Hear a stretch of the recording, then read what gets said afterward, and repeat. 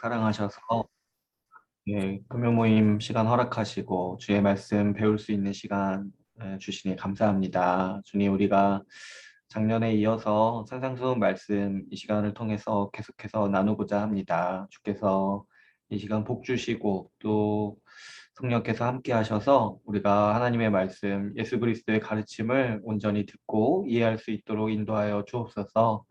그리고 이 주님의 말씀을 우리 마음의 법으로 새겨서 우리가 일상을 살아갈 때 이 말씀대로 살게 하여 주시고, 이 말씀을 생각하고 이 말씀을 중심으로 살아갈 수 있도록 우리 심령 가운데 함께하여 주옵소서. 이 시간을 감사드립니다. 우리 주 예수 그리스도의 이름으로 기도하였습니다. 아멘. 네, 어, 이번에 이제 우리 22년도 상반기 이제 금요 모임은 제가 말씀드린 대로 산상수훈 같이 나누려고 합니다. 우리 작년에 그 산상수훈 했을 때 끝부분, 그러니까 뒷부분 한 3분의 1 정도를 못했어요. 근데 이제 이번에 이제 이어서 하는데 그 지난번에 우리가 나눴을 때 주기도문을 같이 나눴었는데 이번에 같이 나눌 때는 좀 주기도문 그 부분을 좀 더 자세히 나누고 우리가 더 어, 기도에 대해서 좀 더 많이 좀 얘기를 해보려고요. 기도에 대해서 원래 이제 다 같이 모여서 기도도 같이 하고 그렇게 하고 싶은데 지금 상황은 뭐 약간 올해 상반기는 좀 힘들지 않을까 생각이 들어가지고 그래도 이제 우리가 좀 기도에 대해서 좀 더 깊이 나누고 또 각자의 자리에서 기도할 수 있도록 최대한 우리가 좀 말씀을 통해서 동기도 부여받고 또 어떻게 해야 되는지에 대해서 또 깊이 얘기 나누면서 같이 좀 얘기를 해보려고 해요. 그래서 제가 교재를 이제 2개 사용한다라고 말씀을 드렸습니다. 그래서 지난번에 작년에 나눠드렸던 이 산상수훈 교재 이거를 이제 주교재로 쓰고요. 그리고 주기도문에 대해서 나눌 때 이번에 나눠드린 교재, 주기도문에 대한 교재를 그걸 사용해서 좀 주기도문을 깊게 좀 더 중점적으로 나누고 또 산상수훈의 뒷부분도 이번 회기 때 이번 우리 그 금요 모임 시간에 같이 함께 나누려고 합니다. 근데 이제 오늘은 그 우리가 산상수훈 또 들은 지 시간이 많이 흘러가지고 많이 까먹으셨을까 봐 또 다시 한번 좀 다시 생각하는 시간을 가지려고 오늘은 이제 복습을 간단히 좀 해보려고 해요. 그래서 오늘은 이 교재, 이 산상수훈 교재 서론을 한번 다시 살펴보고 오늘 많이 하진 않고 서론만 해보려고 합니다. 서론만. 그래서 서론 분량이 많지 않아서 근데 하다 보면 또 늘어날 수도 있는데 어쨌든 분량이 많지는 않은데 만약에 일찍 끝나면은 또 일찍 끝나는 걸로 해가지고 오늘은 서론 부분 내용만 한번 중심적으로 나누고자 합니다. 그래서 이제 강의한 첫 번째 페이지 1쪽을 이제 펴보시면은 산상수훈에 대해서 이제 대략적으로 이제 같이 설명이 돼 있죠. 그리고 제가 이제 지난번 말씀을 드릴 때도 이 산상수훈에 대해서 설명을 드렸었죠. 먼저 이렇게 보시면은 1번을 보시면 산상수훈은 이미 임한 하나님 나라에 합당한 삶에 관한 가르침이다. 이렇게 돼 있어요.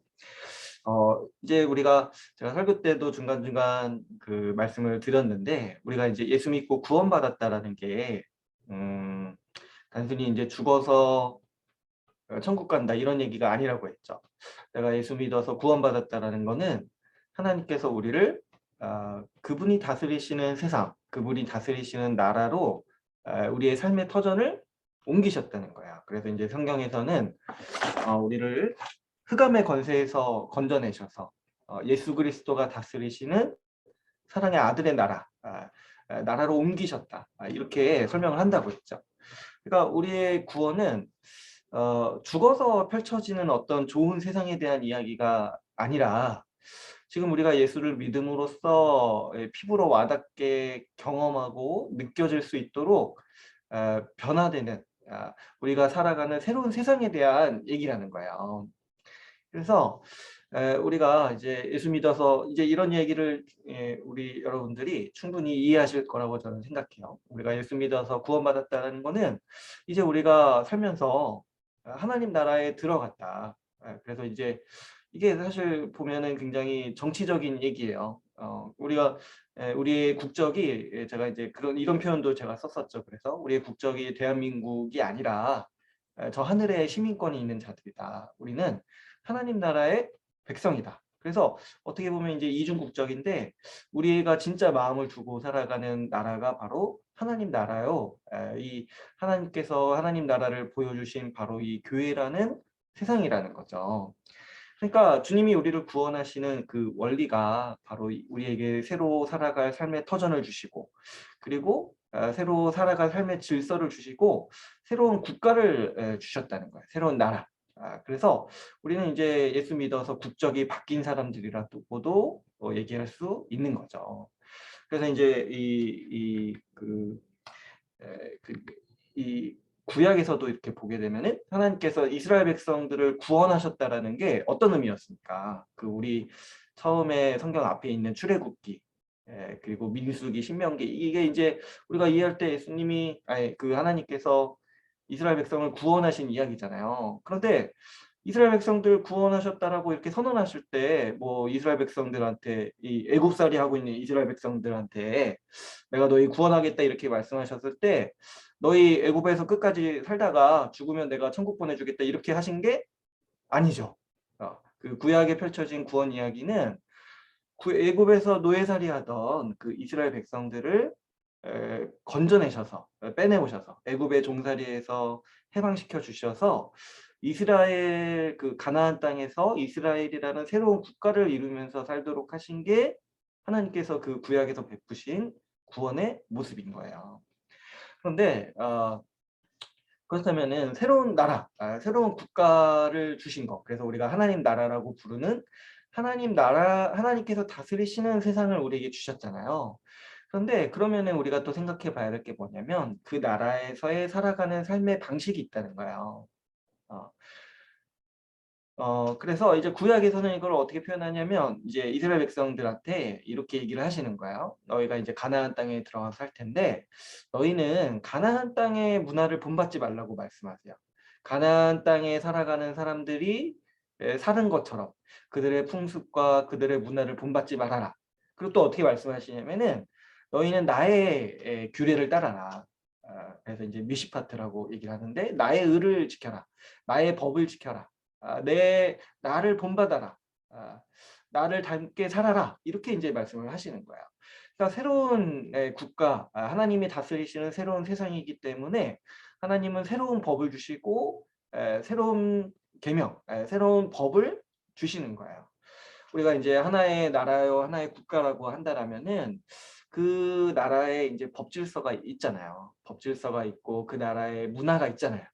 어, 그때 하나님은 우리를 구원해 주셔서 우리가 살아가게 하신 하나님 나라에 새로운 법으로서, 새로운 문화로서 그분의 법을 우리에게 주신다는 거죠.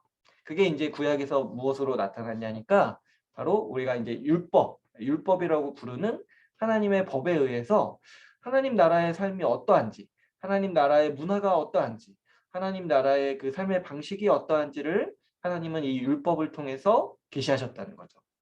그래서 이제 이 구약에서도 하나님께서 이스라엘 백성들에게 원하신 거는 너희는 이 가나안 땅의 그 사람들의 삶의 방식, 문화, 그들의 법 그런 거 본받지 말아라. 너희는 내가 주는 율법을 따라서 이것을 기준으로 삼고 이것을 지키기 위해서 살아라. 이렇게 말씀하셨다는 거예요. 그래서 이제 율법이라는 게 우리한테 아무 상관없는 얘기가 사실 아니에요. 하나님께서 율법을 주셨다라는 게 뭐냐니까 우리에게 이 삶의 새로운 세상을 주셨다는 거야. 완전히 새로운 세상. 이 세상의 문화와 전혀 다른 하나님 나라의, 하나님이 만드신 세상의 그 질서, 하나님이 만드신 세상의 그 문화를 우리에게 주셨다는 거야. 그래서 이제 우리가 우리의 구원이 충만하게 펼쳐지는 이 모습이 어떤 거냐니까 우리가 이제 하나님 나라에 들어가서 이 하나님이 주시는 그 율법, 하나님이 주시는 그 법의 계명을 따라서 살고 그 법이 얘기하는 문화를 이루면서 그 삶의 방식을 우리가 따르면서 살아가는 것이 우리 이제 구원받은 사람의 삶이라는 거예요. 천국이라는 게 여러분 천국이라는 게 저 구름 위에 있는 세상이 아니에요. 천국이라는 거는 하나님이 다스리시기 때문에 천국인 거야. 하늘나라잖아요. 천국이라는 게. 하나님이 다스리시는 세상이 천국이에요. 그러니까 우리가 지금 오늘날에도 교회 안에서 하나님이 말씀하시는 대로 살아가는 게 뭐냐니까 그게 바로 천국의 삶이고 천국의 문화를 누리고 있는 거죠. 그래서 이제 하나님은 이 구약에서 이스라엘 백성들에게 법을 주심으로써 이 하나님 나라의 모습을 먼저 이렇게 보여주셨어요. 그런데 이제 그때 보여주신 이스라엘 백성들에게 베풀어 주셨던 그 구원이요. 하나님께서 최종적으로 이루시려는 구원의 모습이 아니었죠. 이 구약 백성들이 실패하고 하나님은 더 완전한 일을 이루시겠다라고 구약의 성경 말씀을 통해서 우리에게 예견하셨는데 그 예언의 성취를 예수 그리스도가 오셔서 이루시고 이제 이 땅에 그 구약에서 세워진 그 하나님 나라의 이 모형이라고 하는데 이 이스라엘이라는 국가는 어떻게 보면은 이거 참 대단한 일이지만은 한번 생각해 보시면 그 모든 사람들이 다 멸망받아 마땅한 세상에서 하나님은 그 지구상의 한 그 어디입니까? 그 중동의 한 조그만한 저기 땅에 하나님 나라를 세우신 거예요. 그래서 이제 사실 그 상황을 놓고 보면 참 대단하지만 전체 규모를 놓고 보면은 그냥 거기에 딱 하나 있는 거예요. 하나님 나라가. 그래서 그게 원래 하나님의 최종 목적이 아니었다라는 게 예수 그리스도를 통해서 밝혀지는 게 뭡니까? 예수 그리스도가 이 땅에 오셔서 모든 민족, 모든 땅끝까지 이르러서 이르는 나라를 세우시겠다. 그게 바로 교회를 통해서 세워지는 하나님 나라를 우리에게 말씀하시는 거죠. 그 우리가 이제 그 뭡니까 요한계시록 요즘에 이제 나누고 있는데 계시록 말씀이 그 다니엘서의 예언을 성취하는 말씀이라고 했잖아요. 근데 그 다니엘서의 예언이 뭡니까? 이 인간의 역사는 제국들이 여전히 다스리고 크고 작은 제국들이 일어나서 지배하고 다스리겠지만 하나님은 돌을 하나 보내셔가지고 그 제국을 무너뜨리면서 온 세상에 이르는 큰 산, 태산을 이루는 국가, 하나님 나라를 세우시겠다라고 주님이 계획하셨고 약속하셨다는 거예요. 그래서 하나님께서 오늘날 예수 그리스도를 통해서 세우시는 하나님 나라의 모습은 지금 이 교회를 통해서 나타났다라고 우리가 이해를 하는 거죠. 그렇다면은 이제 하나님이 그 국가를 세우신 거잖아요. 하나님께서 이제 새로운 하나님 나라의 모습으로서 이 교회를 세우신 거잖아요. 그래서 이 주님께서는 이 교회를 세우신 다음에 이 교회가 따라야 될 그 법, 하나님 나라의 법, 하나님 나라의 질서, 하나님 나라의 문화를 주셨다는 거예요. 그게 뭐냐니까 바로 우리가 지금 배우고 있는 산상수훈의 말씀이에요. 그러니까 사실은 우리가 율법도 잘 살펴봐야 돼요. 율법도 그 하나님 나라의 원리가 계시가 되었잖아요. 물론 이제 그 당시 문화, 그 당시 어떤 삶의 양식에 맞춰서 주님이 주신 거지만은 거기에 담긴 원리가 이제 우리한테 적용이 되는 거죠. 그리고 이제 예수님께서는 그 구약의 율법을 이제 우리에게 맞게 해석을 해주세요. 이 산상수훈이 모든 법을 다 망라한다기보다는 우리가 율법으로 계시된 하나님의 뜻이 어떤 원리로서 우리에게 적용시켜야 되는지 예수님께서 원리를 밝혀주시는 거예요. 몇 가지 그 법령의 계명들을 설명해 주시면서 어떤 원리가 이제 하나님의 법에 적용이 되는지 우리 이제 신약 백성, 이 교회 백성들에게 적용이 되는지 설명을 해주신 거예요. 그래서 이 산상순이 우리가 이제 하나님 나라 백성으로서 따라야 될 삶이다. 하나님이 주시는 천국의 그 삶의 문화다. 천국의 질서다라는 것을 우리가 이해할 수가 있어요. 그렇기 때문에 교회라면은 우리가 이제 교회로서 살아간다면은 반드시 우리는 산상수훈을 배워야 돼요. 주님이 교회를 하나님 나라로서 주셨기 때문에 그 삶의 질서로서 그 법으로서 주신 거잖아요. 우리가 하나님 나라의 백성으로서 살아가려면.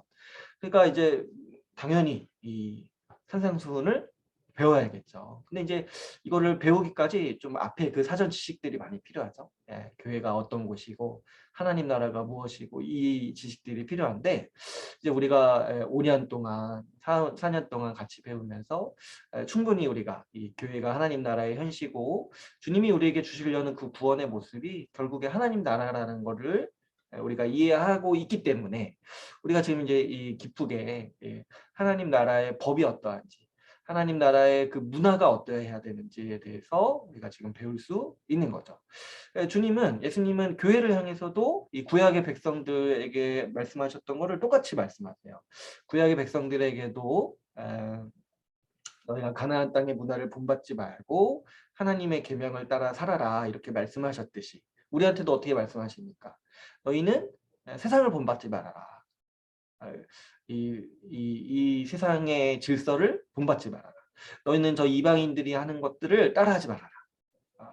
이 산상수훈 말씀을 통해서 보여주시는 하나님 나라의 삶을 배우고 예수 그리스도를 따라 살아라 이렇게 이제 말씀하시는 게 이 바로 산상수훈의 맥락인 겁니다. 그래서 우리 이제 이 새로운 백성, 예수 그리스도의 그 십자가 사역에 의해서 세워진 새로운 백성들인 우리가 지켜야 될 그 새로운 법으로서 우리에게 주신 말씀이 바로 이 산상수훈이다라고 볼 수가 있습니다. 우리 강의안을 한번 보시면은 이제 이 반가로 2번, 1번에 2번을 보시면 표현이 이렇게 돼 있어요. 산상수훈은 새 언약 백성에게 예수님이 요구하신 거룩한 삶의 내용이다.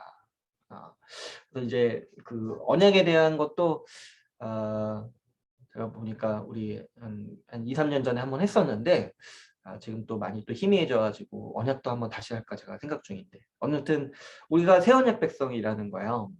구약은 이제 옛언약이라고 해서 이 주님께서 세우신 이 언약의 질서가 있는데 구약은 이제 지나간 언약에 의해서 세워진 백성이었다면은 우리는 이제 새 언약에 의해서 세워진 백성이라는 거야. 새 언약을 예수 그리스도가 우리에게 성취하시면서 우리가 그 새 언약 백성이 된 사람들이라는 거죠. 그래서 이 새 언약의 특징이 제가 있다고 했는데 이것도 이제 뒤에 가면서 같이 자연스럽게 나올 텐데요. 이 새 언약의 가장 큰 특징이 뭐냐면은 그 두 번째 그 이 하이픈을 보시면은 성령을 받은 백성이라는 거예요. 성령을 받은 백성들. 성령을 받아서 마음으로부터 새로워진 사람들에게 주시는 하나님의 법이 바로 이 산상수훈의 말씀드리고 원리라는 거죠. 그래서 이 산상수훈은 그래서 이 십계명, 옛 언약에서 주어진 십계명을 다시 재해석하는 방식의 말씀입니다. 그래서 옛 언약으로서 주신 이 구약의 이스라엘 백성들에게 주신 그 율법에도 하나님의 뜻이 나타나 있는데 하나님의 주신 그 삶의 원리가 나타나 있는데 이제 우리에게 어떻게 그것이 적용되는지 그 십계명을 예수님이 완전히 해석해 주시면서 우리에게 풀어주시는 거예요. 그래서 우리가 좀 더 이제 제대로 하기 위해서는 산상수훈도 배우고 십계명도 배울 필요가 있어요. 그래서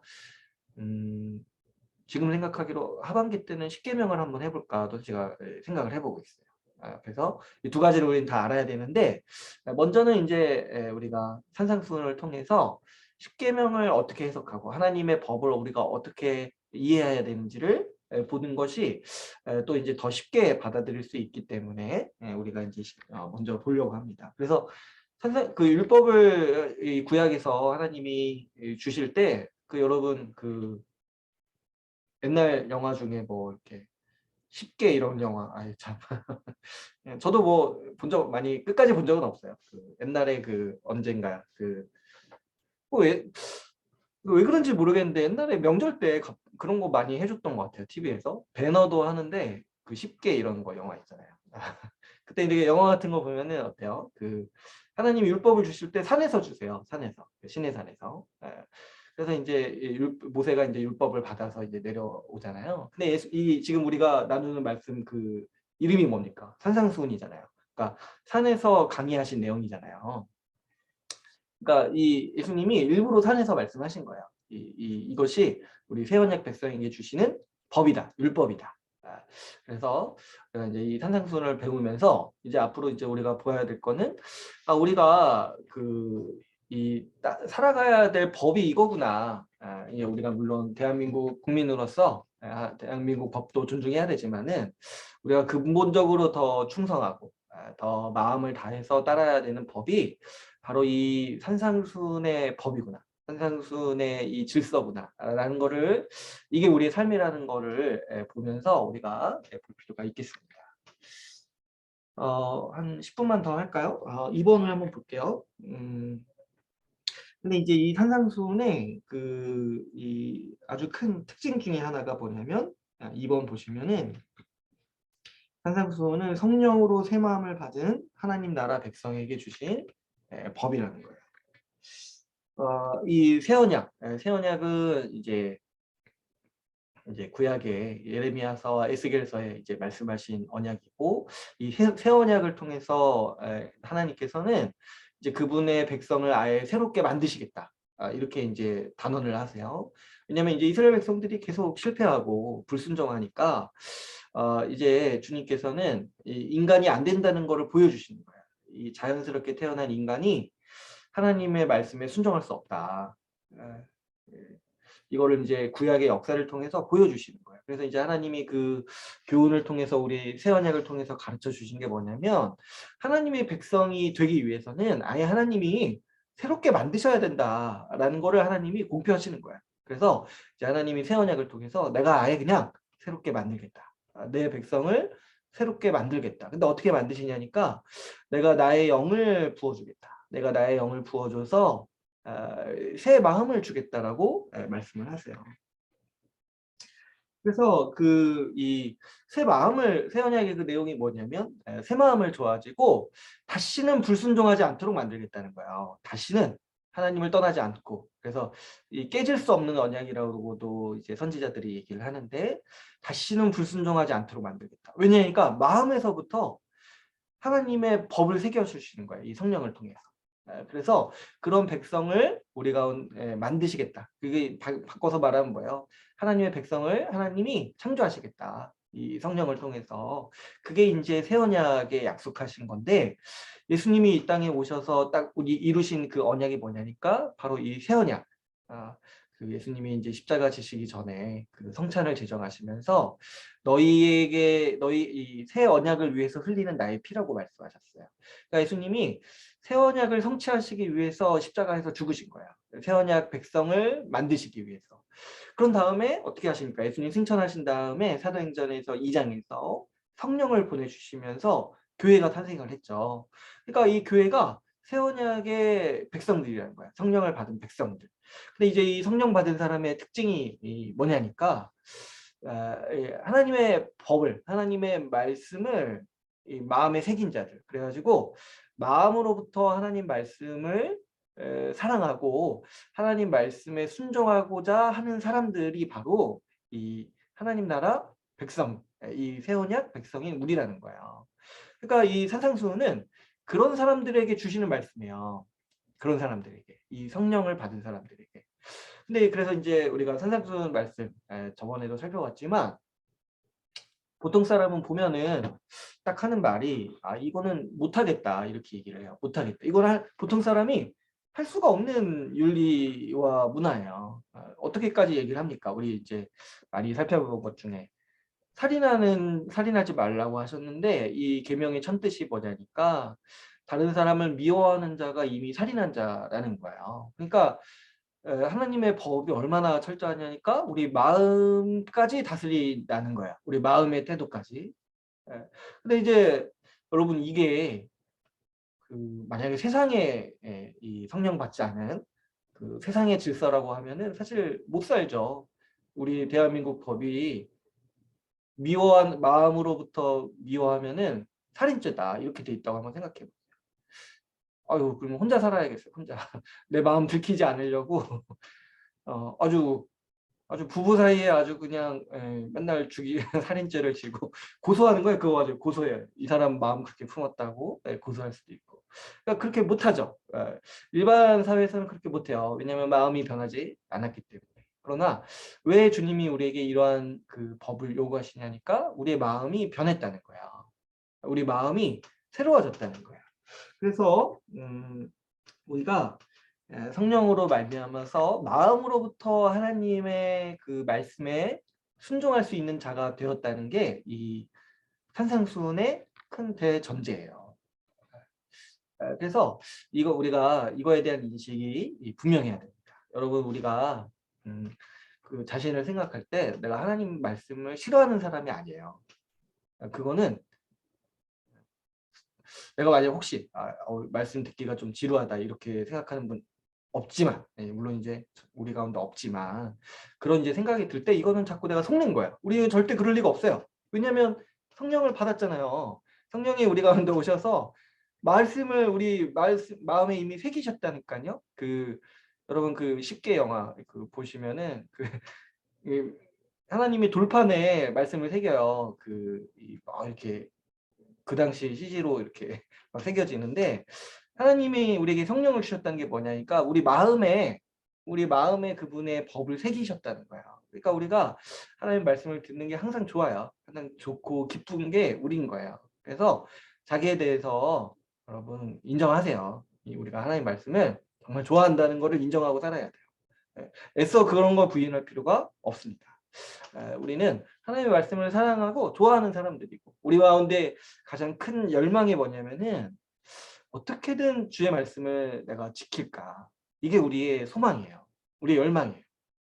이거를 제가 막 지금 설득할 필요가 없어요. 제가 막 여러분 우리 하나님 말씀 지켜야 됩니다. 이렇게 설득하는 거는 저는 그러면 제가 되게 부족한 목사일 것 같아요. 그러면 성령 받지 않았다라고 전제하고 얘기를 하는 거잖아요. 그럼 우리가 말씀 지켜야 됩니다. 지켜야 됩니다. 이렇게 얘기하는 거는. 그러니까 사실 그럴 필요가 없어요. 여러분 한번 잘 생각해 보시면, 여러분 자신을 한번 잘 생각해 보시면 여러분 마음속에 다 하나님 말씀대로 살아가고자 하는 열망이 있어요. 그리고 그거를 인정하셔야 돼요. 그걸 부인하지 마시고, 그걸 인정하셔야 돼요. 지금은 이제 좀 바쁘게 살다 보니까 약간 이제 잊어버리고, 또 이제 약간 이제 그런 마음으로부터 약간 멀어질 수는 있는데 그렇다고 해도 딱 정신을 차려보면은 내 마음에 진짜 가장 소망하는 바가 뭐냐면 어떻게든 주님 뜻대로 살고 싶다. 어떻게든 주의 말씀대로 살고 싶다는 거예요. 이게 주님이 우리에게 주시는 본성이에요. 이게 우리 자신의 정체성이에요. 왜 그러냐니까 우리를 구원하실 때 성령을 우리에게 주셨기 때문에. 그래서 여러분 이 산상수훈 말씀이 그런 우리에게 얼마나 복된 말씀인지 몰라요. 내가 하나님의 말씀에 정말 충성되게 살고 싶은데 무엇이 주의 뜻인지 아주 이렇게 명확히 보여주잖아요. 그러니까 우리를 위한 말씀이다. 주의 뜻대로 살고 싶은데 어떻게 살아야 되는가 이 산상수훈 말씀을 통해서 보여주고 계십니다. 그래서 이 방가로 2번을 보시면 새 언약 백성은 산상수훈을 행할 수 있는 사람이다. 그래서 우리가 이거를 확신해야 된다고 했습니다. 산상수훈 말씀에서 딱 언뜻 보기에는 굉장히 어려운 말씀들이 있어요. 뭐 예를 들어서 방금 얘기했던 것도 제가 미워하는 자마다 살인하는 자다. 그러니까 마음으로부터 미워하는 것부터 하지 말라는 말씀이죠. 그리고 이제 우리가 이제 산상수훈 뒷부분도 많이 살펴볼 텐데 뒤로 갈수록 예수님이 진짜 아주 몰아치듯이 얘기를 하세요. 왜 말을 따를 거냐 아니면 죽을 거냐 이런 식으로 이 순종에 대해서 굉장히 많이 말씀을 하세요. 근데 이제 또 어떻습니까? 우리 가운데 하나 있는 이제 어떤 선입견이 나거나 우리 가운데 이제 있는 큰 착각이 뭐냐면 순종이 어렵다는 거예요. 순종이 어렵다는 거예요. 순종하려고 하면은 막 그런 고뇌해야 되고, 뭔가 좀 내가 지금 뭔가 포기해야 될 것 같고, 그러니까 그래서 하기 싫고, 그래서 이제 그런 얘기를 하는 게 좀 부담스럽고 순종하라고 하는 게 그렇죠, 우리가. 그래서 이제 참 우리 시대도 약간 이제 순종이라는 말을 많이 안 하는 추세인 것 같아요. 근데 우리가 저는 그게 큰 착각이라고 생각하는 게 여러분 순종이 우리의 열망이에요. 우리는 이게 어려운 사람들이 아니라는 거예요. 순종이 어렵다고 여러분 누가 그럽니까? 누가 그러는데 왜 자꾸 누가 어디서 들었길래 나는 자꾸 순종이 어렵다고 생각을 하냐는 거야. 그거는 진짜 우리가 이제 복음을 이해하지 못하는 그 심령에서 나오는 큰 착각이에요. 순종은 우리에게 쉽습니다. 왜 그러냐니까 주님이 우리에게 성령을 주셨기 때문에. 오히려 여러분 불순종이 어려운 거예요. 불순종. 불순종이 어려워요. 그죠? 여러분 막 십계명 말씀에서 우상 섬기지 말라고 했는데 그러면은 우상을 섬기는 게 기쁩니까? 하나님을 섬기는 게 기쁩니까? 이거 물어보면은 당연히 하나님 섬기는 게 기쁘죠. 우상 섬기는 게 나한테 너무 어려워요. 그러니까 불순종이 우리한테는 너무 어려운 거야. 그 5계명에 그 부모에게 순종하라고 했잖아요. 여러분 한번 생각해 보세요. 그 부모에게 순종할 때 내가 평안을 누립니까? 내가 아주 부모님을 향해 돌을 던질 때 아주 기쁨을 느끼니까 어렵잖아요. 부모를 향해 반역하는 거 우리 마음이 어려워요. 그러니까 사실 엄밀히 따져보면은 잘 우리는 그런 얘기를 해야죠. 이렇게 불순종이 너무 어렵다. 불순종이 너무 어렵고 불순종이 정말 나를 피폐하게 한다. 불순종 때문에 내가 괴롭다 이런 얘기를 하는 거야. 그러니까 저는 이제 이런 부분에 있어서 마음을 바꿔야 된다. 자꾸 이제 누가 그런 얘기를 했는지 모르겠어요. 순종이 어렵다. 누가 이 순종하는 게 참 고뇌에 찬 일이다. 이런 식으로 얘기하는지 모르겠어요. 그렇지 않고 오히려 우리는 불순종이 우리 삶을 피폐하게 만들고 불순종이 우리 본성에 또 거슬리는 거예요. 불순종할 때마다 괴로운 거죠. 우리도. 그래서 우리가 딱 이제 우리 자신에 대해서 알아야 될 게 뭐냐면 주님은 이 산상수훈의 말씀을 우리가 할 수 있기 때문에 주신 거라는 거예요. 할 수 있기 때문에 주신 거고 그리고 우리 자신을 생각해 볼 때도 우리가 성령을 이미 받았기 때문에 곰곰이 생각해 보면 이거 쉽다. 이거 쉬운 일이고 할 수 있는 일이라는 거죠. 그래서 새로운 존재. 우리가 그런 하나님 말씀 지겨워하고 또 싫어하고 불순종하려고 하는 그런 나는 이미 죽었다는 거예요. 이미 죽었고 없어요. 내가 그런 사람이 절대 아니라는 거를 믿으셔야 돼요. 이게 믿음의 영역이에요. 어, 그래서 나에 대해서 여러분 이제 좀 바꿔서 생각해가지고 나는 이 산상수훈 말씀에 합당한 사람이다. 그래서 주님이 그렇기 때문에 주셨다라는 걸 우리가 알고 이 말씀을 볼 필요가 있습니다. 우리 여기까지 했는데 많이 얘기한 것 같아요. 우리 8분인데요. 뭐 이렇게 10분 정도, 10분 쉬면은 너무 많이 쉬나? 우리 15분까지 쉴게요. 15분까지 쉬고 나머지 이어서 하도록 하겠습니다.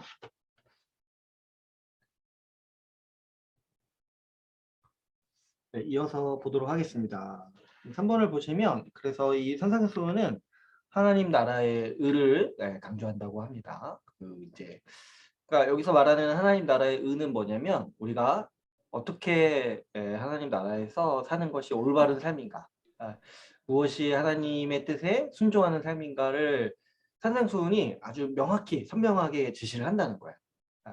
그러니까 우리가 어떻게 주의 뜻대로 살아야 되는가 이런 거를 고민할 때는 산상수훈이 아주 선명하게 제시하고 있다는 거를 우리가 분명히 알 수가 있습니다. 그러니까 산상수훈을 보면은 하나님이 우리에게 원하시는 삶이 무엇인가, 우리가 어떻게 살기를 원하시는가에 대해서 아주 이렇게 예수님도 우리를 가르칠 때 헷갈리지 않도록 아주 선명하게 우리에게 보여주시는 것이 이 산상수훈의 가르침인 거죠. 그래서 이 산상수훈이 하나님 나라의 의를 아주 우리가 보고 헷갈리지 않도록 선명하게 제시를 하는 거예요. 근데 이제 어떤 사람들한테는 이 선명하게 제시하기 때문에 산상수훈이 좀 불편한 거예요. 그렇잖아요. 하나님의 뜻이 애매모호하면은 편한 사람들이 있어요. 어떤 사람들이냐니까 그냥 좀 내 마음대로 적당히 타협하면서 살고 싶을 때는 주님의 뜻이 좀 모호했으면 좋겠어요. 몰랐으면 좋겠어요. 그러면 나는 그냥 마음 편히 내가 원하는 대로 내 그냥 뭐랄까 욕망대로 그냥 살고 살 수 있는 거잖아요. 근데 주님의 뜻이 이렇게 명확히 밝혀지면은 이제 괴로운 사람들이 뭐 어떤 사람들이 아니면 성령 받지 않은 사람들인 거죠. 그러니까 이 우리가 산상수훈이 우리한테 굉장히 감사하고 깊은 게 뭐냐니까 주님이 그분의 뜻을 애매모호하게 말씀하시지 않았다는 거예요. 여러분 이제 직장 생활하는 분들도 있고 뭐 이렇게 사회생활 하다 보면 상급자가 뭔가 시키는데 애매모호하게 시킬 때 어떻습니까? 뭐 이렇게 해왔더니 좀 뭔가 명확히 말하지 않고 근데 해온 거 가지고 계속 평가는 하고 그러면 이제 사실 괴롭죠. 어떻게 해야 될지도 모르겠고 뭐 이렇게 같이 밥 먹으러 가자고 할 때도 뭐 네 맘대로 가자고 하니까 내가 어디 가자고 하니까 그건 싫다고 하고 이렇게 이제 막 이렇게 하는 것도 애매모호하게 얘기하면은 이제 우리가 사실 살아갈 때 너무 힘들고 불편하죠. 하나님은 근데 우리에게 그분의 뜻을 명확히 밝히셨다는 거예요. 명확히 밝히시고 우리가 어떻게 살아가야 되는지 무엇을 원하시는지 어떤 문화를 우리가 이루기를 원하시는지에 대해서 주님은 우리가 헷갈리지 않도록 명확하게 이 산상수훈을 통해서 우리에게 제시하셨다는 것을 볼 수가 있습니다. 그래서 근데 이 산상수훈에서 그러면은 이제 얘기하는 의를 우리가 좀 봐야 되는 게 여러분 우리가 이제 믿음으로 의에 이른다라고 얘기를 하잖아요. 우리가 믿음으로 의롭다함을 받았다고 얘기를 하잖아요.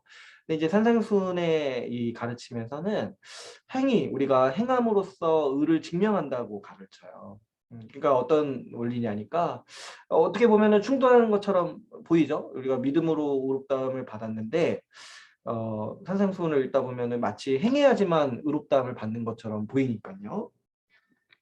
그러니까 의로운 행위가 중요하다. 의로운 삶, 순종하는 삶이 중요하다 이렇게 이제 얘기를 하는데 이거를 이제 우리가 어떻게 이해를 합니까? 이 믿음으로 우리가 의롭다함을 받는 거는 맞죠. 그런데 우리의 참된 믿음의 결과가 이 행위로서 나타난다는 거예요. 우리의 순종으로서 나타난다는 거예요. 그래서 주님이 우리에게 주신 은혜는 우리를 의롭다가 하시고 우리를 바꾸셨어요. 우리에게 성령을 주심으로 우리가 의로운 삶을 살아갈 수 있는 능력을 우리에게 이미 주신 거예요. 이미 의롭다라고도 선언하시기도 하셨지만은 또 성령을 주셔서 그리고 그 안에 은혜를 주셔서 의롭게 살아갈 수 있는 능력도 주신 거예요. 그렇기 때문에 우리 주님께서 말씀하신 원리가 뭐냐면은 그 마태복음 7장 20절 이렇게 얘기를 하시죠. 그들의 열매로 그들을 안다고 얘기하세요. 그러니까 누가 정말 참되게 믿는 사람인가는 그들이 하는 행위를 보면은 그들이 삶에 맺는 열매를 보면은 그들의 믿음이 참된지 아닌지를 알 수 있다는 거예요. 그래서 믿음이 눈에 보이지 않는 게 사실 아니라는 거죠. 믿음은 눈에 보여요. 우리의 행위를 통해서 나타나는 삶의 그 지향과 열매를 통해서 주님은 볼 수 있다라고 말씀하시는 거예요. 그 믿음이 맺는 열매가 무엇인지를 이 산상수훈을 통해서 주님은 말씀하시는 거죠. 근데 우리가 이제 잘 모르면 몰라서 짓는 죄들이 있고 불순종들이 있어요. 몰라서. 근데 이제 우리가 산상수훈을 통해서 그런 부분을 다 씻는 거야. 몰라서 못하는 거는 없도록 하는 거죠. 그래서 우리가 이제 분명히 주님이 말씀하시는 바가 뭔지를 알고 주님이 말씀하시는 삶의 그 모습이 무엇인지를 분명히 알고 그것을 지향하면서 살도록 우리를 인도하시는 게 이 산상수훈의 말씀이고 우리의 믿음이 참된 믿음이라는 거는 우리의 반드시 행위로 열매를 맺는다. 우리의 행위로 반드시 나타난다는 거예요. 그래서 그런 원리가 이 산상수훈에 담겨 있는 것이죠. 그 다음에 이제 중요한 게 방가로 2번을 보시면 산상수훈은 제가 이제 하나님의 법이라고 했잖아요. 그러니까 하나님 나라의 그 기준이 이렇게 드러나 있는데 그 기준이 굉장히 높아요. 그러니까 그 율법의 기준인 건데 사실상 근데 그 우리에게 요구하시는 기준이 어마어마하게 높습니다. 그래서 뭐라고 말씀을 하시냐니까 더 나은 의가 우리에게 있다고 말씀하세요. 그 마태복음 5장 20절. 너희 의가 서기관과 바리새인보다 더 낫지 못하면 결코 천국에 들어가지 못하리라. 이렇게 말씀을 하세요. 그러니까 이 말씀을 제가 이제 중요하게 봐야 되고, 그래서 이제 지난번에 우리가 이거에 대해서 더 많이 얘기를 했어요. 바리새인과 서기관보다 더 나은 의가 무엇이냐. 그래서 이제 바리새인과 서기관들이 어떤 방식으로 이 하나님의 말씀을 지키려고 했는지에 대해서 많이 얘기를 했는데, 근데 이제 한 가지 여기서 볼 게 바리새인과 서기관들은 열심히 주님의 말씀을 지켰던 사람들이에요. 열심히. 어느 정도 열심히 지켰냐면은 그 제사장 규례도 자신들이 제사장이 아닌데 제사장에게 지키라고 말씀하신 율법도 자기들이 지키려고 했던 사람들이에요. 그래가지고 뭐 이렇게 정결 규례, 사실 제사장에게 주시는 규례인데도 이 복음서를 보면은 바리새인과 서기관들이 다 지켰어요. 이 사람들이 얼마나 열심히 있었냐니까 아주 그냥 주 중에 주기적으로 금식하고 또 주기적으로 헌금하고 또 이런 또 뭐 이렇게 철저하게 그 정결 규례를 일상의 삶에서 지켰어요. 그러니까 원래 율법에서는 정결 규례가 주로 제사와 관련이 있었는데 이 사람들은 그거를 일상의 삶까지 가지고 온 거예요. 그래가지고 얼마나 그 일상의 삶에서 제약을 많이 가지면서까지 열심히 지켰는지 몰라요. 근데 예수님이 지금 뭐라고 말씀하시냐니까 너희 의가 바리새인과 서기관들보다 더 나아야 된다라고 말씀을 하세요. 더 나은 의여야 된다는 거야. 그러니까 뭐냐니까 우리도 똑같이 바리새인과 서기관처럼 열심히 지켜야 돼요. 열심히 율법을 지켜야 돼요. 근데 우리가 왜 더 나은 의를 가져야 되는가 했을 때, 이 산상수훈 말씀에 보면은, 예수님은 바리새인과 서기관들이 어떤 방식으로 율법을 왜곡했는지를 가르치셨는데, 이 사람들은 명목상에 나와 있는 이 글에, 율법의 명목상에 나와 있는 계명들은 지키는 것처럼 행동을 했어요. 그런데 그 율법의 본뜻을 왜곡하거나 그리고 마음으로부터는 멀어진 거야. 마음으로부터는 지키지 않은 거야. 이런 거죠. 그러니까 제가 이제 아까 살인하지 말라는 계명 이 말씀을 드렸잖아요. 살인하지 말라 이렇게 했는데 이 바리새인들과 서기관들은 그럼 살인하지 않았다고 해서 자신들이 하나님께 지켜야 될 계명을 지켰다라고 생각하는 거예요. 근데 이제 예수님은 그게 그 계명을 지키는 게 아니라고 말씀하시는 거예요. 살인하지 말라라는 그 말씀에는 다른 사람을 미워하지 말아야 된다라는 주님의 뜻이 담겨 있다라는 거야. 근데 너희는 마음속으로 그렇게 미워하면서 어떻게 이 계명을 지켰다라고 말할 수 있냐는 거야. 그러니까 마음으로부터 그 계명에 순종해야 된다는 거야. 그 바리새인과 그 서기관들이 제가 이제 이 부분은 이번에 더 깊게 못 다루겠지만 제가 이제 지난번 산상수훈 말씀 나눌 때 제가 바리새인과 서기관들이 어떻게 그 말씀을 왜곡했는지 좀 자세히 말씀을 드렸었는데 하나 이제 한 가지만 좀 다시 얘기를 해보면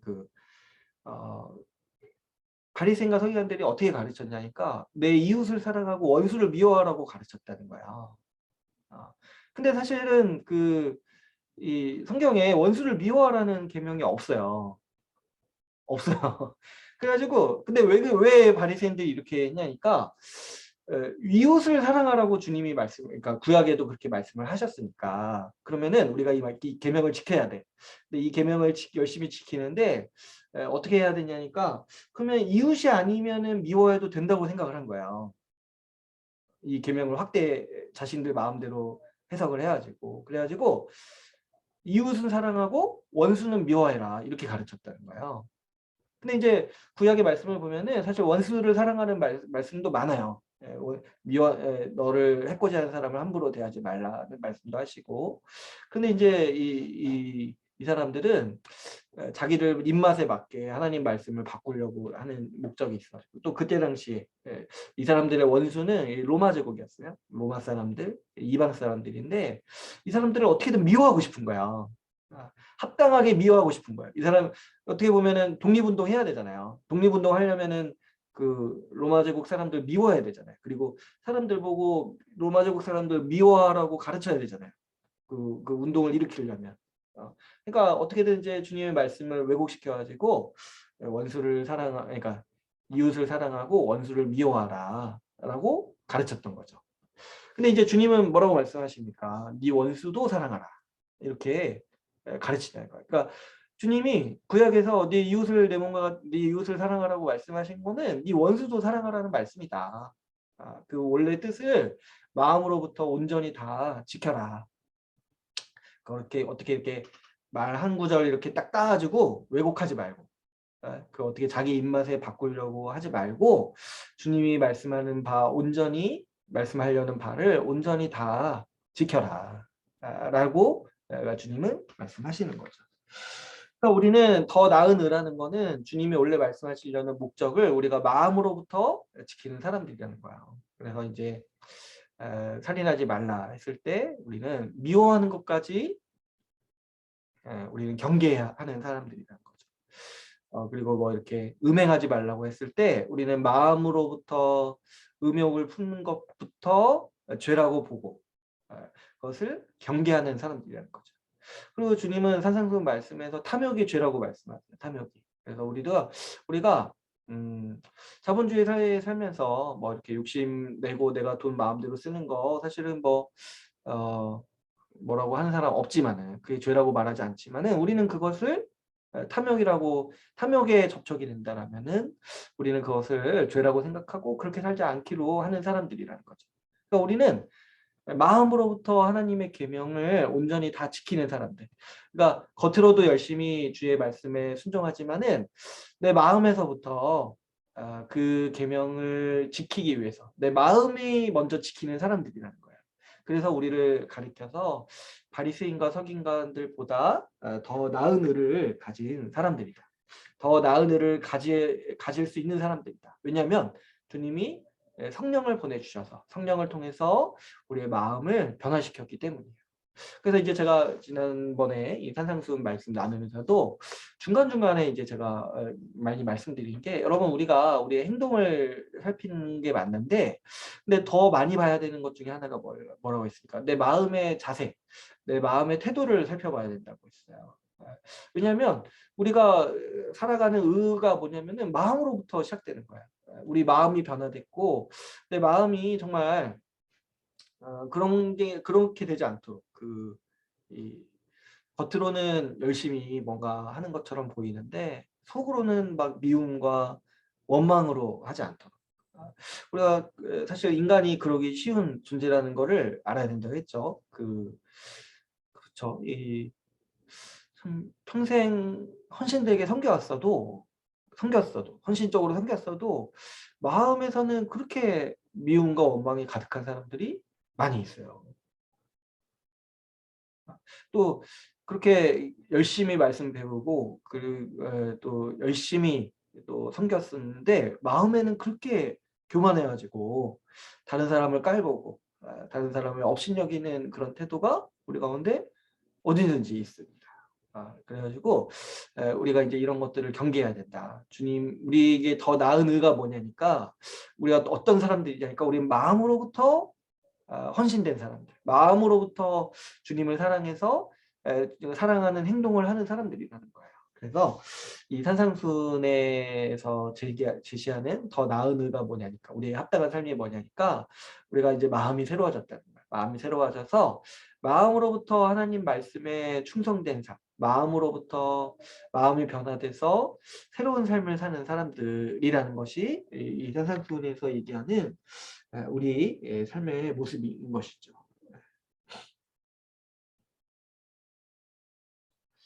그 반가로 3번을 보시면 이 산상수는 이 순종에 대해서 굉장히 강조를 많이 해요. 그래서 특히 이제 우리가 이번 회기 때, 이번 상반기 때 살펴볼 뒷부분 말씀이 순종에 대해서 굉장히 집요하게 말씀을 하세요. 그래서 이제 우리가 진짜 읽다 보면은 이게 진짜 성령 받지 않은 사람이 읽으면 굉장히 괴로울 거예요. 말씀을 이렇게 그냥 보는 사람들이 읽으면은 그래서 이제 얼마나 철저하게 이 순종에 대해서 말씀하시는지. 그래서 어떻게까지 얘기하시냐면은 이 지키지 않는 자에게, 이 말씀을 듣고도 지키지 않는 자에게 화가 있다라, 화가 있다. 이렇게까지 얘기를 하신다는 거예요. 근데 또 반면에 어떻습니까? 예수님은 이 말씀에 순종하는 자가 복 받는다고 얘기하세요. 말씀에 순종하는 자가. 왜 그러냐니까 이 말씀 전체가, 이 산상수훈의 말씀 전체가 하나님의 뜻이고 하나님의 원하시는 삶의 모습인 거잖아요. 그러니까 우리가 볼 때 가장 지혜로운 삶의 방식이라는 거예요. 가장 지혜로운. 주님이 가장 복 주시는 삶의 방식이 뭐냐니까 바로 이 산상수훈에서 말하는 삶의 모습이라는 거야. 마음으로부터 다른 사람을 사랑하고 그 사랑하기 때문에 행하는 거. 그 산상수훈에서도 그 이 모든 율법, 하나님의 모든 뜻을 다 요약해서 하시는 말씀이 뭐냐면 내 이웃을 사랑하라는 거거든요. 내 지체를 사랑하라. 내 마음으로부터 진심으로 사랑해서 그 일을 하라는 거예요. 근데 이게 이제 우리에게도 좋은 일이라는 거예요. 이 말씀에 그대로 순종할 때 복이 온다는 거죠. 여러분, 웃으면 복이 오는 게 아니라 순종했을 때 복이 온다는 거예요. 그러니까 우리가 순종하면 복 받고 불순종하면 화가 있다 라는 게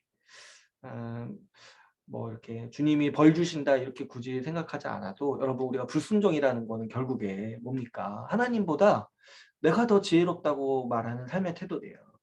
내가 더 지혜롭다. 하나님이 말씀하시는, 하나님이 우리의 아버지니까 가장 좋은 삶의 방식을 우리에게 주지 않겠습니까? 여러분 이제 우리 자녀들 많이 키우시는데 자녀들한테 잔소리하고 좀 그 삶의 습관 바꾸려고 어떻게든 야단도 치고 이렇게 하는 이유가 뭐예요? 그게 더 좋은 거니까. 그렇게 해야지 건강하게 크고 그렇게 해야지 좀 더 나은 인생을 살 수 있으니까 그렇게 하는 거잖아요.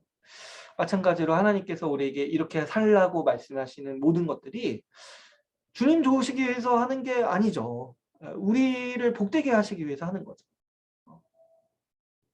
뭐 막말로 뭐 우리 뭐 자녀들이 말 잘 들으면 나한테 좋은 게 그다지 뭐가 있으니까 그냥 뭐 편한 것 좀 있죠. 편한 것 좀 있고, 그런데 뭐 이렇게 양치하라고 백날 얘기했는데 양치 안 하면 결국에 자기가 손해잖아요. 그 양치 안 하는 사람이.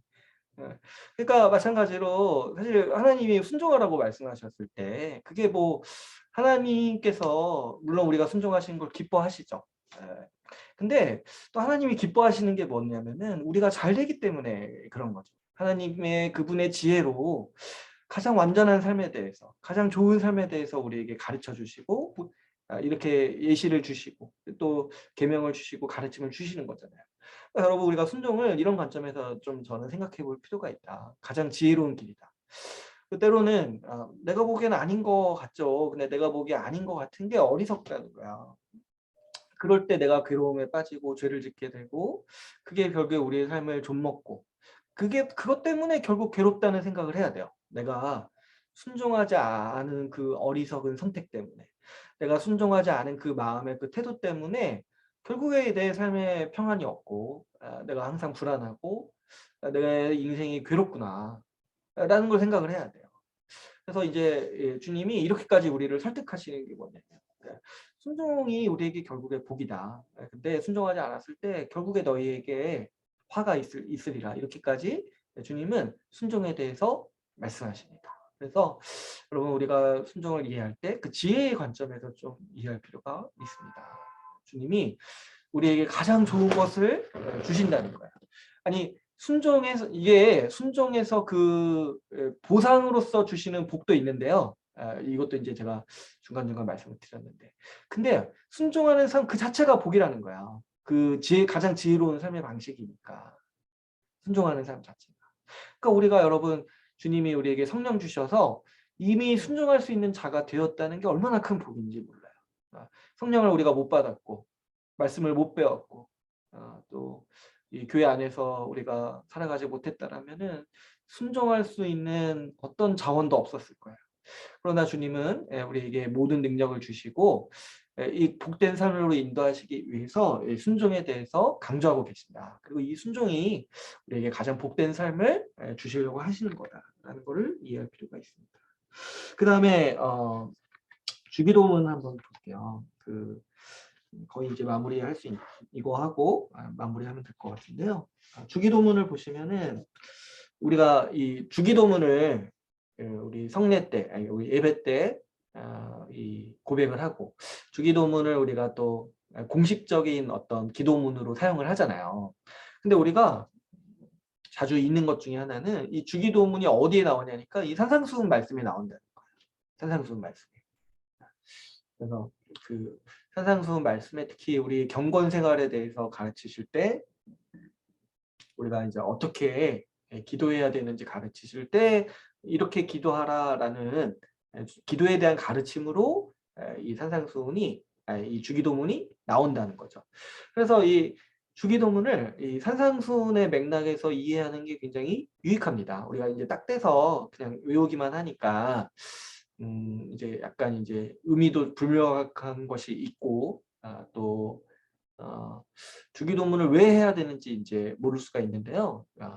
어떻게 보면은 이 산상수훈의 중심에 이 정가운데에 주기도문이 있어요. 이 산상수훈 말씀에 진짜 딱 정가운데 구조적으로 정가운데에 주기도문이 있는데 우리가 이 순종하면서 살아가는 삶, 이 산상수훈의 말씀을 지키면서 살아가는 그 중심에 우리의 기도가 있다는 거예요. 주님이 우리가 기도하는 백성이 되기를 원하세요. 그래서 우리 이제 요한계시록 살펴보고 있는데 거기에도 교회의 기도가 굉장히 중요하게 나와요. 그러니까 여러분 우리가 그 하나님 말씀에 순종하고 하나님 나라에서 하나님 말씀에 순종하고 하나님이 주시는 문화와 하나님이 주시는 그 방식대로 살아갈 때 그 삶의 중심이 뭐냐니까 바로 이 기도에 있다는 거예요. 기도. 그래서 우리가 이 기도를 배워야 되고 제대로 기도할 수 있어야 되고 오늘날 우리에게 있는 도전은 일단은 기도를 할 수 있어야 된다. 기도를 할 수 있어야 되고 이 산상수훈 말씀을 통해서 기도를 제대로 할 수 있어야 된다. 이제 근데 그래서 우리 이제 신자의 삶이라는 게 교회의 삶이라는 게 바꿔 말하면 또 이 기도하는 삶이라는 거죠. 우리 신자의 삶의 중심이 되는 게 바로 이 기도라는 거예요. 근데 이제 오늘날 우리가 큰 도전 가운데 하나가 뭐냐면 이제 우리가 기도를 안 하는 문화에 있다는 거예요. 기도를 안 하는 문화. 이때 당시는 이제 뭐가 문제였냐면은 이 성경이 쓰여질 당시에는 이방신께 드리는 기도가 너무 많아가지고 그게 문제였어요. 다 기도를 하는데 기도하는 방식이 다 우상에게 기도하는 방식이었던 거예요. 그래서 예수님은 너희가 하나님께 기도할 때는 우상에게 하듯이 하지 말라고 가르치신 게 이 주기도문이에요. 근데 이제 그때 예수님이 염두에 두신 거는 이때 당시 사람들은 모든 사람들이 기도하면서 살았기 때문에 기도가 당연시 됐던 시대였어요. 그러니까 그 고대 시대는 이 우상들, 종교가 중심이 되는 시대였기 때문에 기도가 기본적인 소양이었어요. 그러니까 교회를 다니건 안 다니건 다 신을 모시고 살았기 때문에 일반적인 삶의 원리가 기도하는 삶인 거예요.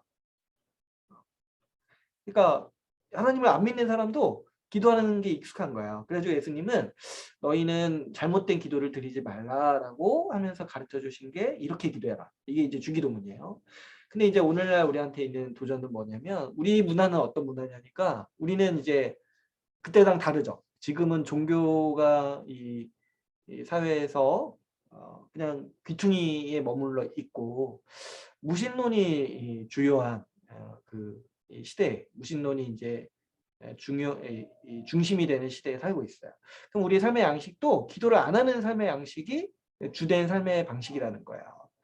그래서 이제 우리가 본받지 말아야 될 문화 중에 하나가 뭐냐면 기도하지 않는 문화를 본받지 말아야 돼요. 기도하지 않는 문화.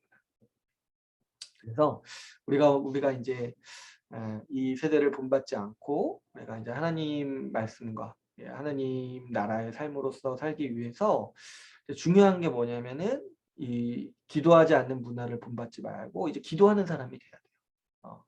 그래서 이제 우리가 이제 말씀 열심히 배우고 또 그렇게 하는 그렇게 함으로써 나아가야 되는 삶의 지향이 뭐냐니까 배운 말씀을 가지고 기도하는 거야. 기도하는 거야. 주님이요, 우리 가운데 원하시는 게 이 말씀에 순종하기를 원하시는데 또 특별히 우리가 기도하기를 원하시는 거예요. 그래서 산상수훈 말씀에 보면은 기도하라고 자주 얘기하세요. 그 끝까지 기도해라. 지치지 말고, 소망을 잃지 말고 계속 기도하라. 계속 기도하라. 이렇게 얘기하시는 거예요.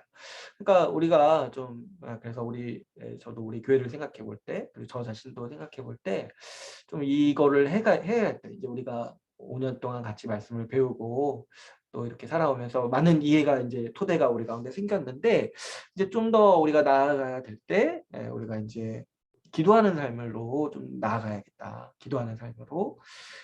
그래서 이제 같이 모여서 기도하는 것도 굉장히 좋고, 그런데 지금 이제 코로나 때문에 기도하다가 또 옮기면 안 되잖아요. 그러면 또 이게 뭐야? 기도하다가 이렇게 전염되면 참 민망하고, 그러면 안 되니까.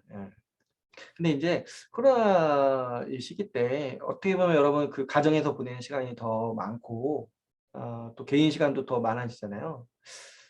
그때 근데 주님이 지금 하라는 기도가 골방에서 하는 기도거든요. 사실은 지금 여기서 산상수훈에서 말씀하시는 게, 그러니까 주기도문도 그 기도문을 자세히 보시면은 매일 매일 하는 기도예요. 매일 일용할 양식을 구하도록 하셨으니까 매일 하는 기도예요. 그러니까 이제 매일 내가 골방에서 하기 위해서 결국에 이제 여러분들이 각 가정에서 기도하는 시간을 내고 기도할 수 있도록 하는 게 좋겠다 이제 생각이 들어요. 근데 우리가 이제 기도를 안 하는 어떤 문화권에 있고 또 우리 자신도 기도하는 습관이 많이 없기 때문에 좀 우리가 계속 말씀을 배우면서 제가 저번 산상수훈 때도 말씀을 드렸지만 기도의 습관을 들이는 거를 좀 목표로 삼자. 그렇게 했으면 좋겠다 싶어가지고 제가 이번에 이제 산상수훈 하면서 주기도문도 좀 한번 더 깊게 해보려고 합니다. 그래가지고 여러분 우리가 그 주기도문 이제 다음 주에 이제 주기도문 좀 살펴볼 텐데 어, 어, 좀 하루에 그래도 제가 그때도 한번 말씀을 드렸던 것 같아요. 20분이라든가 30분 정도만이라도 하루에 꾸준히 기도하는 습관을 가질 수 있도록 해보면 어떻겠나. 물론 이제 제가 쉽지 않다는 거는 압니다. 직장 생활 하시고 그러면 이리 치이고 저리 치이고 사실 뭐 어렵죠. 그리고 또 집에 와서 쉬는 게 아니라 집안일도 해야 되고 아기도 봐야 되고. 그런데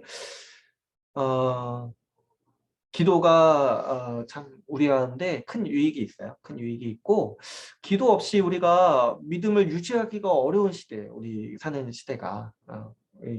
기도가 없으면은 하나님을 소망하는 게, 소망을 가지고 살아가는 게 너무 힘들어요. 우리 일상에서.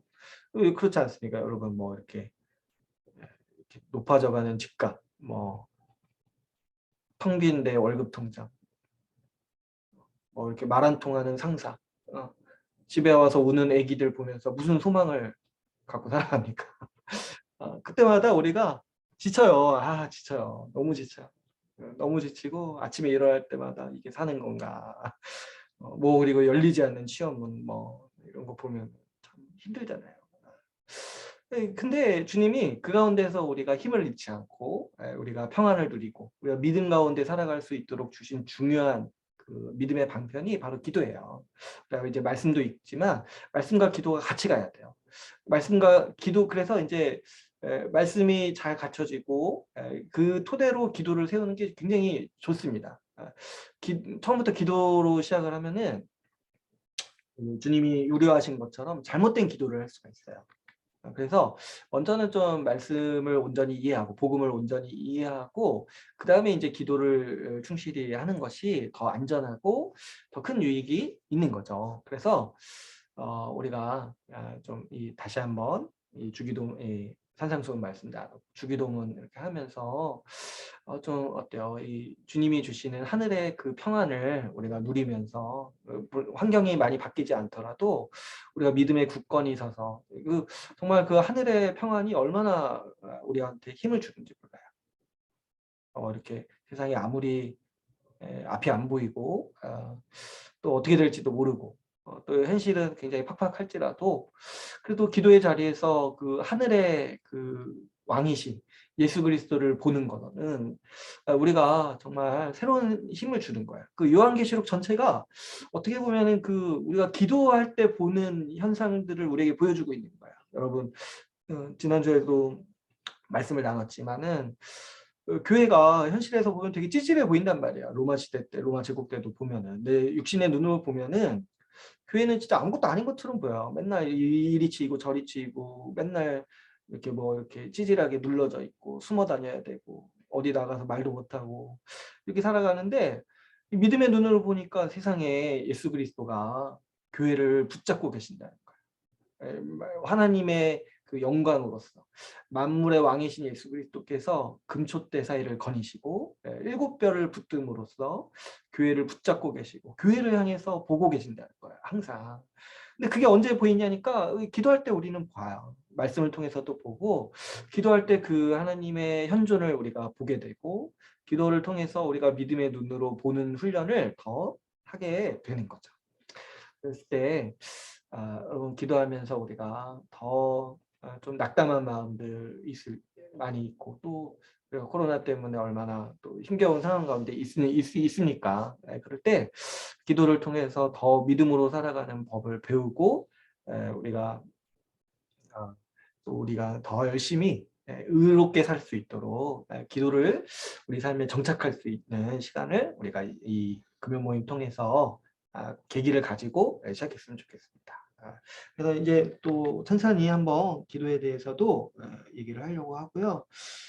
그래서 이번에 주기도문을 좀 배우는 목적에 대해서 제가 말씀을 드렸으니까 여러분들도 이번 기회를 저번에도 했지만 이번 기회를 또 발판 삼아서 기도의 습관을 한번 잘 잡을 수 있도록 한번 준비하시면 좋겠습니다.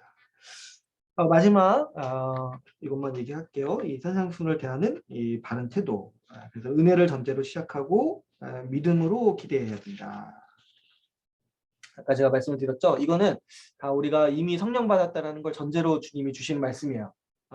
그래서 여기 나오는 말씀들을 막 진짜 어렵게 다가올 필요가 없다는 거예요. 이미 우리에게 뭐냐니까 이미 그런 사람이 되었다는 것을 전제로 시작하는 거예요. 그래서 앞에 그 팔복으로 시작할 때 제가 어떻게 말씀드렸습니까? 이거는 이미 우리가 이런 사람이라는 거를 말씀해 주신 거다. 신자가 어떤 사람일까? 이 팔복을 가지고 있는 사람이다라는 거를 전제로 말씀하신다고 했어요.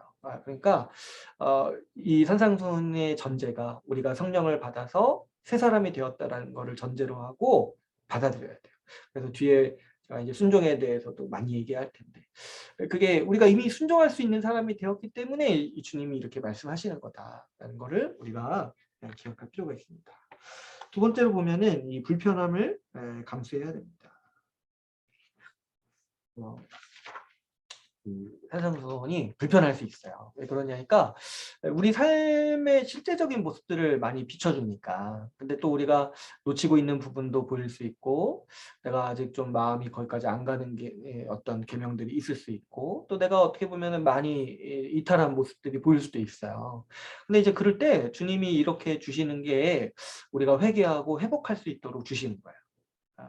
그리고 이 말씀을 회피하면 안 돼요. 이 말씀을 회피하거나 이 말씀을 이렇게 좀 경감시키려고 하는 거를 우리가 그걸 끊어내야 돼요. 그런 이제 시도들은 다 뭐냐면은 바리새인들과 같은 그 시도들인 거예요.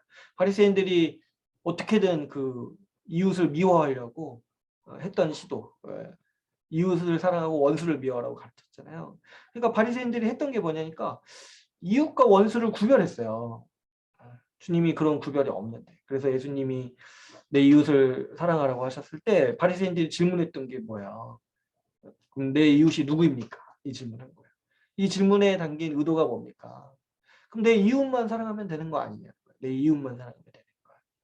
그때 이제 예수님이 말씀하신 게 이 선한 사마리아 비유를 들어가면서 가장 바리새인들이 원수라고 생각하는 사람 사마리아인 그들이 참된 이웃이다라고 얘기를 하세요.